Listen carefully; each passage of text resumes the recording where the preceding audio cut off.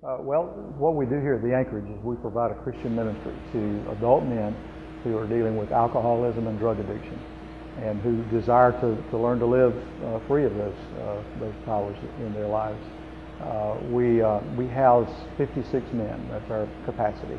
And we pretty much stay at capacity. We may have a bed empty here and there while we're waiting on the next person to come in, but we stay at pretty much at capacity of 56 men. We provide free of charge to the men 4 months of our program, our ministry.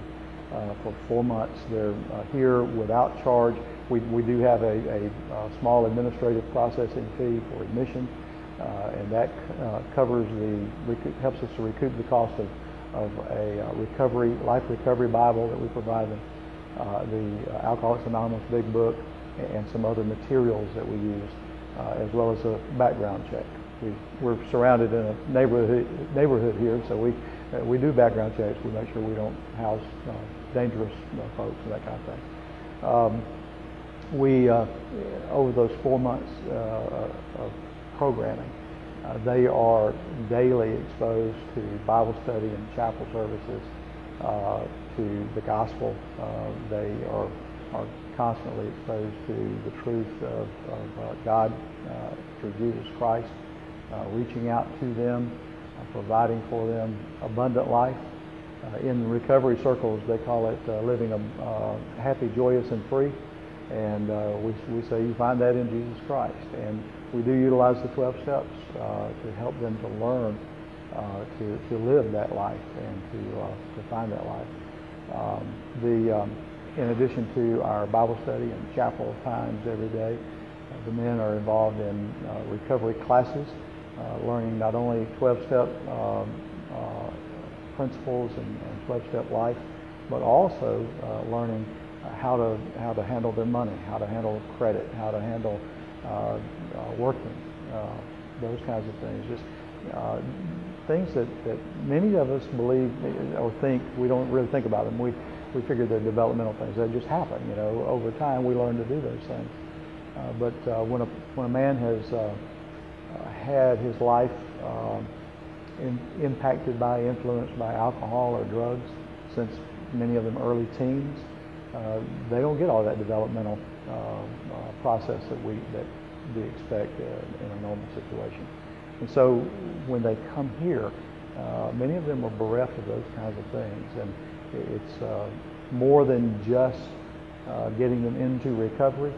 The first thing we want to do is introduce them to a relationship with God through Jesus Christ. The second is to help them learn to live a successful life free of alcohol and drugs. And a part of that also involves education.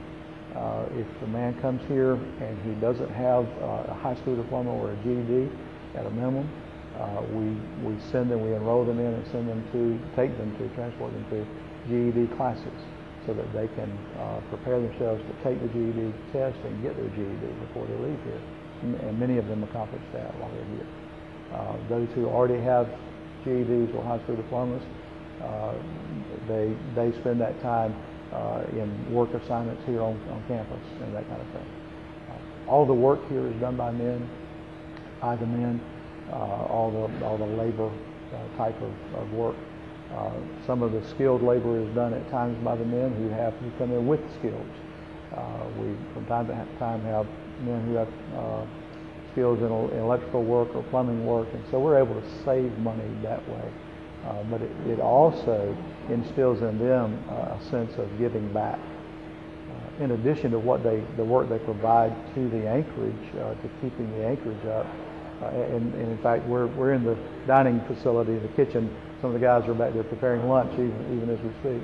But in addition to the work they provide to the Anchorage, the men also provide from 200 to 600 hours a month of free service to the community. We are available to nonprofit agencies. We provide labor free of charge. One example is the American Legion Post 30, the field of flags out at the mall every year. Our men are a big part of the labor pool that help to put those flags up and take them down when it's over. So they call on us every year. They're we're happy to oblige and help them. We also provide parking assistance for various functions. The Chicken Wing Festival that's happened now, I think, 2 years in a row. We've provided assistance for them. We provide assistance to churches that ask for labor to help with their Wednesday night suppers, with setups and those kinds of things.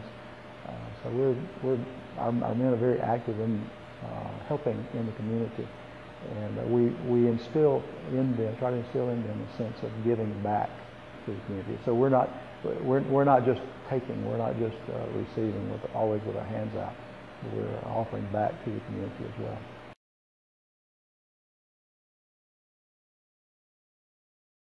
Well, of course, it costs quite a bit to operate the Anchorage. Our electrical costs, our cost for electricity and other utilities, our costs for food, those things you would expect to be quite high. Our utility costs per month are right at $4,086. Not super low, but not super high either, considering we house 56 men here 24/7. So, the kitchen cost, our food cost, and that's basically everything it takes directly to prepare food and provide food for the men. We are able to do on $1,300 a month, and that's for 56 men. A lot of that is because we get in-kind gifts. We get food from various organizations and churches who have food left over from meals that they've served, and they provide that to the Anchorage, and we're able to use that. Our kitchen manager, Tony, and his crew are great at putting those things together to make meals out of leftovers that the men can really enjoy and benefit from. But with all of that said, it cost us $26,056 a month to operate the Anchorage. That was last year's exact cost figures. We are able to do that because of generous and loyal supporters and donors, such as First Presbyterian. And First Presbyterian, I went back a couple of years, and in 2000, from 2010 through December 31st of 2012, First Presbyterian has given $12,022 to the Anchorage, and that's a significant amount to come from one donor organization. That means that First Presbyterian from 2010 through 2012 has provided a month of the Anchorage in total, all of its costs for 1 month, for about 26 men, and so that's quite significant. Last year, the gift from First Presbyterian Church provided a month of the Anchorage for 6 men, which was great. We very much are very thankful for that.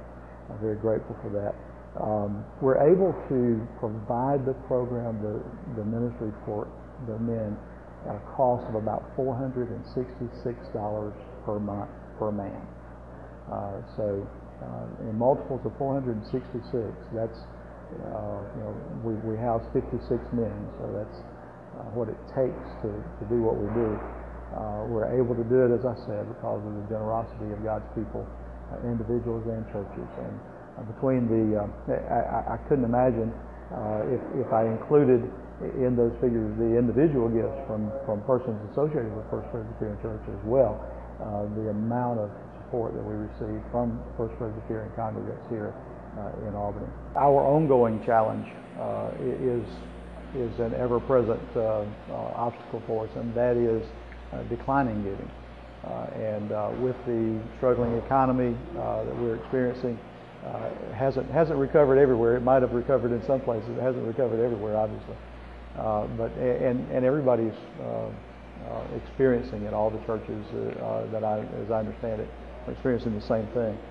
But our biggest emphasis continues to be on our operating needs, our regular operating funds, because we are experiencing some decline.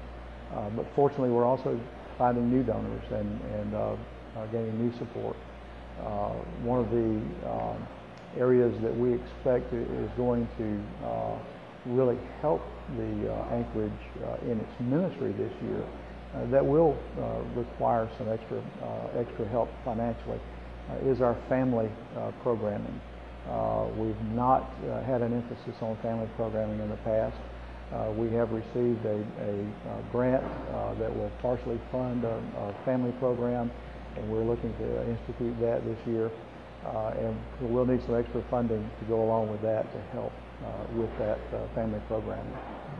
We want to make a reality in our ministry what we know is a reality with the disease of alcoholism and drug addiction, and that is that it's a family problem, not just an individual problem.